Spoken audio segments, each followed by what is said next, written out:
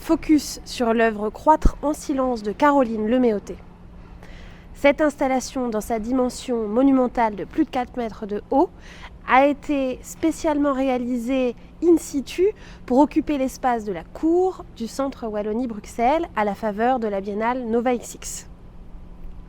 Au fondement de la pratique de l'artiste s'établit un questionnement lancinant sur la façon d'être au monde, de se situer, de se positionner, d'y interroger notre impact et par-delà d'y inscrire cet état permanent d'adaptabilité.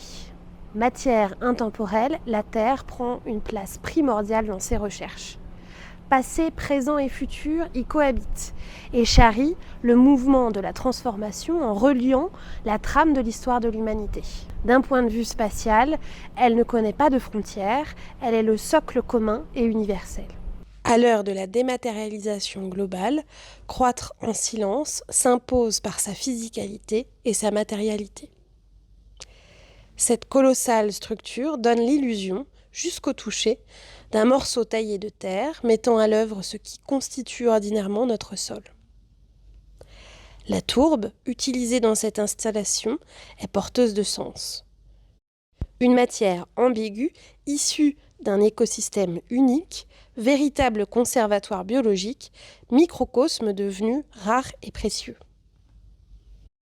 Cette substance fossilisée et vierge ne peut pas être synthétisée artificiellement et accumule en elle toute l'énergie pure de la photosynthèse de ces milliers d'années d'existence. Ici, la tourbe a thésaurisé 15 000 ans de richesse et d'histoire dont elle a hérité sa couleur ébène. La forme monolithe et obélisque guide notre regard vers le ciel et vers l'ailleurs. Sa silhouette, d'une complexité subtile, entre force et puissance de la base et élégance et fragilité du sommet, lui confère une majesté totémique. Ce corps de terre ne semble pas en effet soumis aux mêmes lois physiques qui régissent impartialement notre contenance et celle de notre environnement, et remet en cause notre compréhension sensible de la matière, nous autorisant peut-être à la sacraliser et à lui rendre hommage.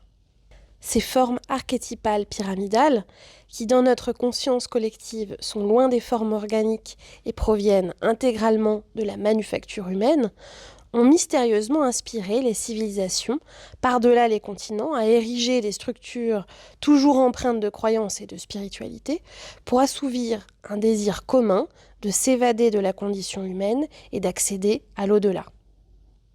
Entre ontologie, topologie et questionnement métaphysique, l'artiste joue de la malléabilité, de la colorimétrie et des propriétés inhérentes à la Terre et façonne une densité d'existence à celle-ci qui se laisse ici observer avec puissance et sensibilité.